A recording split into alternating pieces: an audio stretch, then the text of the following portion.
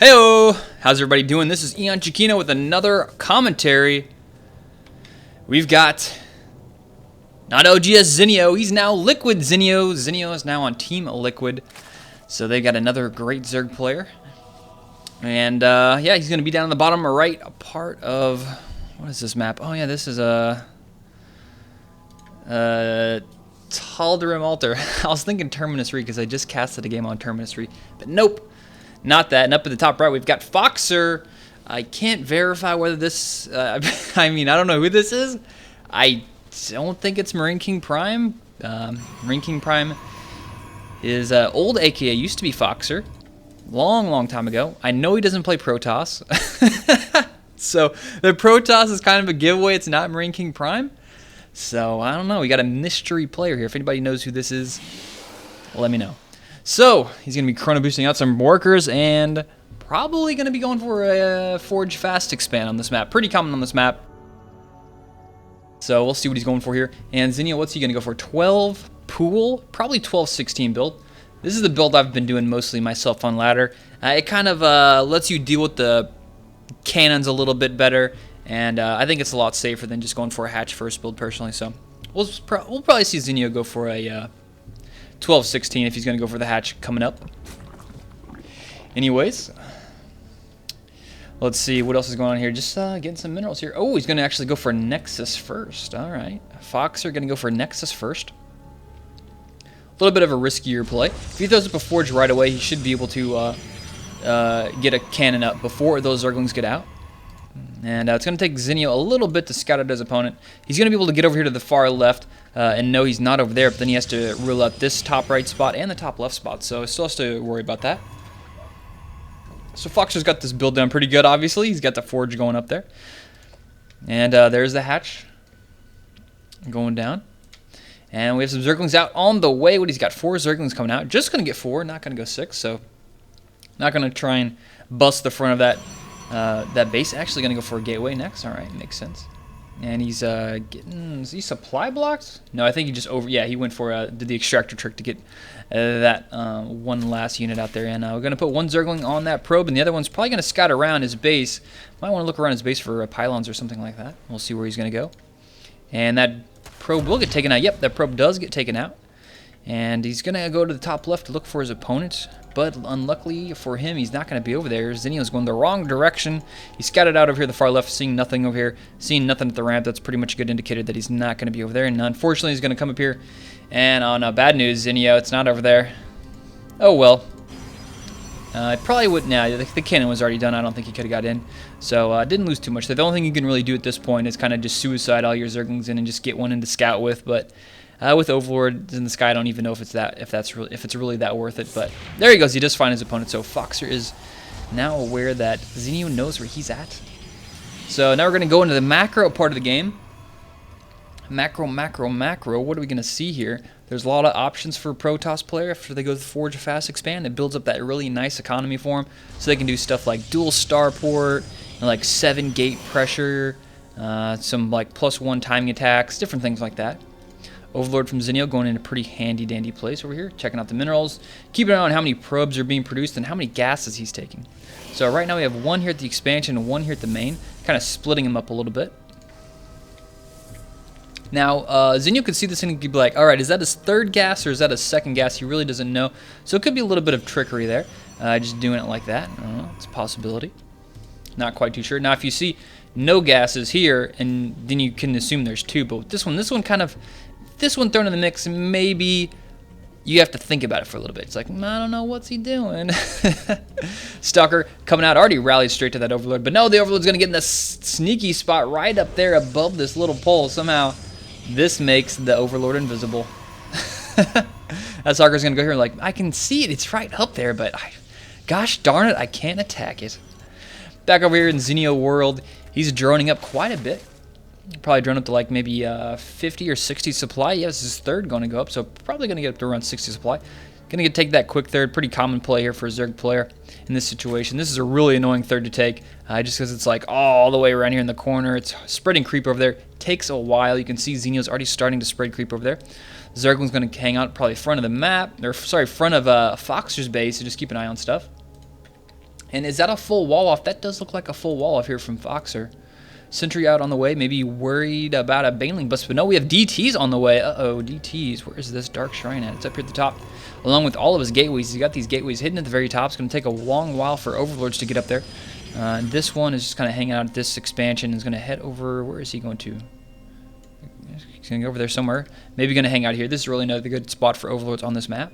Zergling's going to go do some scouting. Nice scouting here from Zenio so far, but not good enough because he doesn't see this Dark Shrine that's way up there at the top of the map. And unfortunately, he's going to warp in DTs right here. But, oh, look at this. Zenio does see that. He can see some of this. So if he warps him in around this area, he's going to be able to see that warp in. And that warp in is going to come pretty shortly.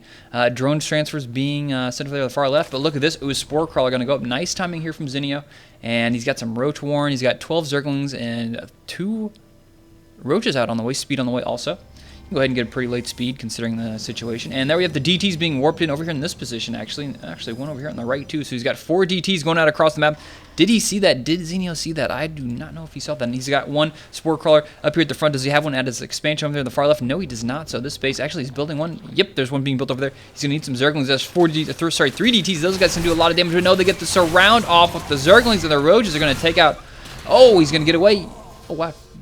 Managed to get one of the way. The other 2 did die, so this is a really nice defense there from Zenio. Good timing on that Spore Crawler. Completely shut down that attack. So this Overlord is getting into the back of the base, but sentries are going to be warped in. They're going to pop that guy. No problem. These 2 DTs are going to go over here to be able to do some damage. No, they're just going to turn around and get a little scared. The Zerglings do show up, and they would have been able to take that out. So that was a smart move there from Foxer. Back those guys up. You can always morph them into Archon later, or just use them right now for early game. Just, map control the Zelnaga towers, and just kind of be useful. Because if he would have sent them in here, they would have got surrounded by the Zerglings. They would have been dead. It would have been pretty much their end of their usefulness. So definitely being a lot more effective by running them out here by the Zelnaga tower and just controlling this end. You see this guy. Actually, he had an Overseer. He had this planned out here. Zenio was like, all right, I'll make an Overseer, send it up here with the Zerglings, and then take him out. But he's like, all right, I forgot the Overseer. And these Zerglings are like, oh no, nice position here from Foxer. Look at that, way back from the corner, only allowing 3 Zerglings to attack it, being super cost effective with that DT. I like that positioning. And yeah, here's this good position I was talking about, this Overlord. You can see everything going on over here. They cannot see you. Magical Overlords disappear over trees. And he's going to see this third base going to go up. A lot of gateways being produced over here on the far left. That destructible rocks are going to go down. That's going to give him a really good timing of whenever the Nexus is going to go up, and a good timing of whether or not he should attack, when he should attack, different things like that. A lot of upgrades going on for Zenio. Roach speed, Hydralisk's upgrade, +1 melee attack. He's getting everything going on here. Colossus on the way too. Oh man, these guys are just hanging out here, having a little powwow. There they go. They decided to fight, and guess what? The Dark Templar won. Shocker of the century. Oh man, and this poor Zergling's not going to see what's going to hit him. He's going to get one shot. Here it comes. Get ready. Ah, taken out. And wow, that was funny. The Overseer flew by at the exact same time, so he actually got a hit off on that DT. Did 5 damage to it. That Zergling didn't go down without a fight. Overseer in the main now. He's going to see those Stalkers, and that's about all he's going to see. He's going to get killed. That Overseer is dead. There he goes. 4th base over here from Zenio going to be popped up. Still scouting over on the far left side with the Zerglings. I love that consistent scouting with the Overlords, the Zerglings. Nice control there. A lot of Zerglings out across the map. 12 Hydra. What is he going to do? Does he have some type of Nidus Canal, or is he just going to run them over the old-fashioned way? The way they used to do it in the good old days. But a lot of Zerglings heading over here. Is a full wall off. It is a full wall off. There's only 2 cannons. And I thought he was going to go for it there for a second, but nope. Going to fall back. There's a big army here from Foxer. He's got 1 Immortal out, which is going to be pretty useless considering he's got Hydralisks. But those Colossus are going to be pretty nice. And if he hits his timing, actually, excuse me, there's some Roaches here, so that Immortal will do pretty well against those. But where are these Hydralisks that they're so slow? And looks like that DT, where'd that DT go? Actually, where'd that DT go? He really needs to know.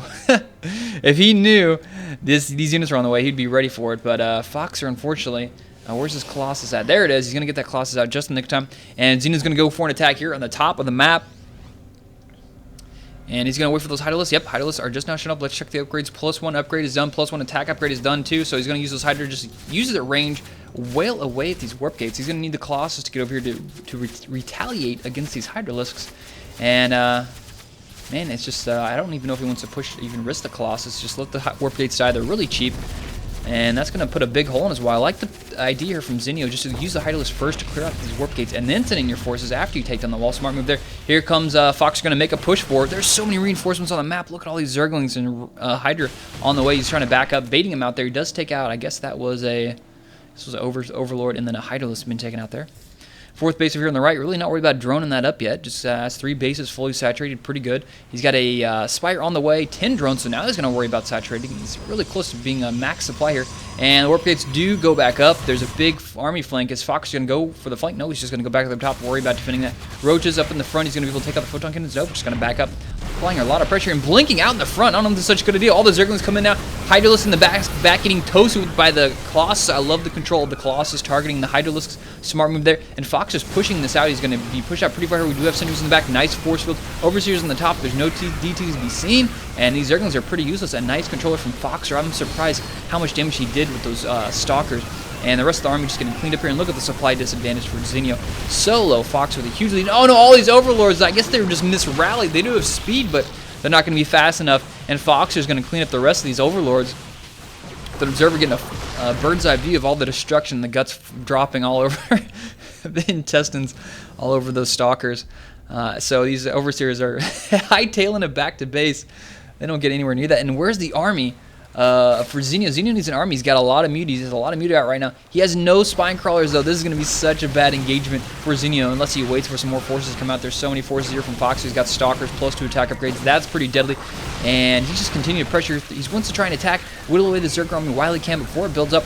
And Colossus in the back. He does have enough Stalkers to deal it. And there's the GG. And Fox is going to take the win. Or whoever is playing under the name Foxer. So, interesting game we had here. Pretty standard opening for both players. You know, 12 pool, 16 hatch, Zergling scouts. Foxer going for the DT harass, which wasn't really that effective at all. Just got map control. But Zenio's attack, I liked it. You know, he went up and poked, took out the warp gates. I think that was the problem there. I think that's the decision that it kind of went wrong. He went up, he took out the warp gates. I think that's the point where you either need to attack with your entire Zerg army or go home. Because he waited around, he didn't have creep, he couldn't run away, and he just waited around the outside of that top base so long that eventually Fox was like, okay, I got Blink, I got enough Colossus, let's do this, I got 2 attack upgrades. He just went out there and trashed them, had a really good engagement, force fields got down, Zerglings couldn't do anything, their +1 upgrade, who cares, doesn't matter. And that last engagement there at the top just was kind of a deal breaker. I think Zenio should have fallen back a little bit, regrouped, you know, sat on his creep, got that 4th saturated a little bit sooner, and played from there. But anyways, good game here between both players. Hope you guys enjoyed this. Leave any comments or criticisms in my comments. And I want to keep you guys happy, so let me know what you guys want to hear or not hear, all that kind of good stuff. Anyways, if you like what I'm doing, subscribe to my YouTube channel, youtube.com/EonShiKeno. Thanks. Peace out.